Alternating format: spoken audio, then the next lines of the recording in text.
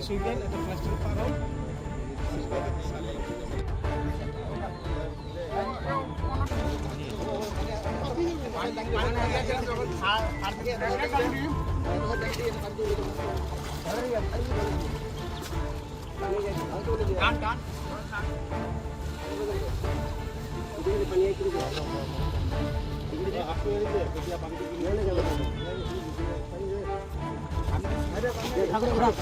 এই 2022 লাষ্ট মানৰ পৰা আছিলে আৰু এতিয়া ডকুমেণ্টছ পাতি লোৱা হৈছিলে তাৰপিছত ডকুমেণ্টছটো এতিয়া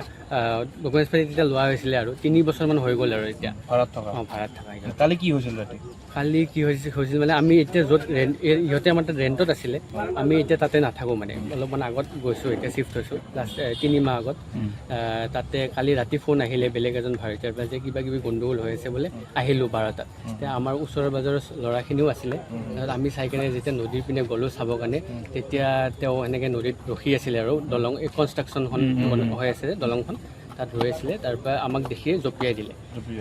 তাৰপিছত আমি অকণমান পাৰে ফ'ল' কৰিলোঁ ফ'ল' কৰাৰ পিছত তেনেকৈ আৰু এই দলংখনৰ মানে শিৱ মন্দিৰৰ দলংখনৰ পিছত দেখাই নাপালোঁ আৰু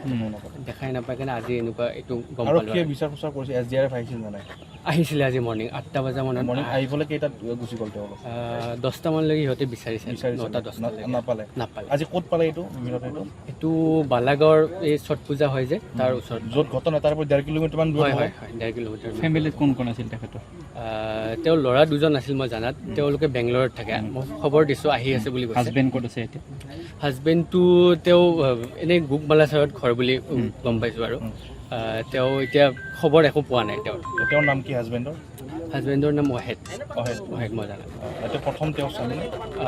এইটো প্ৰথম স্বামী নেকি সেইটো ইমান মই নাজানো পলাতক নেকি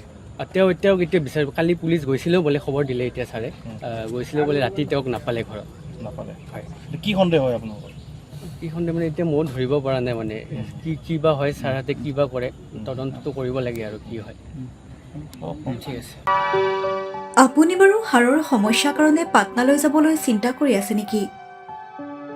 এতিয়া আৰু চিন্তা নাই আপোনাৰ যিকোনো হাড়ৰ সমস্যা হ'লে এতিয়াৰ পৰা আৰু পাটনালৈ যাব নালাগে